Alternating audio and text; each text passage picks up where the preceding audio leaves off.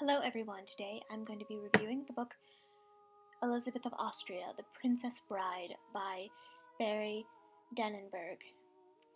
And this is a book in the Royal Diary series by Scholastic, and I believe it is one of the only books in the series written by a man, so that is interesting, because most of them are written by women. So that's an interesting fact about this series. And as the title suggests, this is a book about Empress Elisabeth of Austria, who marries Franz Joseph, and she becomes part of the Habsburg dynasty. And in the book, she is known as Princess Elisabeth of Bavaria, and she has a very unstructured upbringing. Her father was Maximilian, Duke of Bavaria, and she was very eccentric, just like her father. Her father, loved talking to the common people and loved circuses. Even though he was a minor royal, he was kind of the weirdo of the family, I guess you'd say.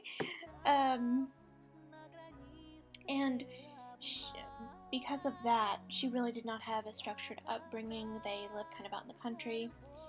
And another reason that she didn't really have a structured upbringing is because she was not the one who was intended to marry Franz Joseph.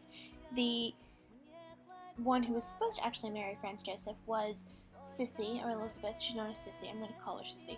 Sissy's older sister, Helena, who was groomed for that reason, groomed to marry the, become Empress of Austria. She was, she was learned history and etiquette and all the etiquette that was needed for the Viennese court. But what happens is they all go, the mother and the two girls go to meet Franz Joseph, who they're cousins, so her Sissy's mom and Franz Joseph's mom are sisters. Goes to meet. They go to meet Franz Joseph, and Franz Joseph does not like Helena, but he falls kind of madly in love. It's kind of love at first sight with Sissy. And this sort of presents a problem because Sissy was not groomed for this. And as a result, she has to learn a lot of things quickly. They have to get a lot of outfits made quickly for her to wear. And there's a lot of foreshadowing in the book if you know anything about Elizabeth. It really goes into detail about you kind of sense that there will be issues with her and her mother-in-law, who's also her aunt. And there was. And yes, it really goes into as much detail as it can. It's supposed to be a smaller book. It's for children. So it doesn't go into hardcore detail. But when you know the history, you're like, oh wow, like that's like foreshadowing so much if you really know the history and you've read other books about her. I've actually read a biography about her, so it foreshadows. You're like, oh, it foreshadows. I didn't realize that. But yeah, so if your kid is into this, or you want your kid to, read something kind of light, I'd recommend this book. It's a nice diary format.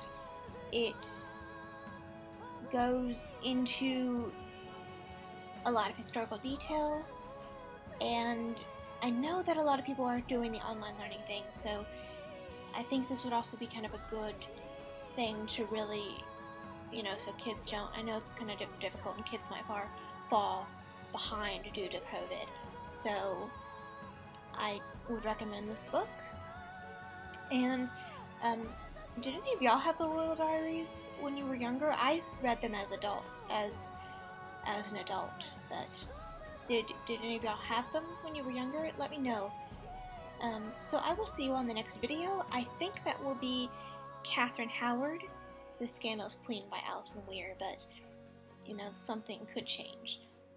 But I think that will be the next video, and I don't know when that's going to be out because graduate school is a thing right now. So I will see you all in the next video, and leave comments and share and all that cool stuff. Bye, guys.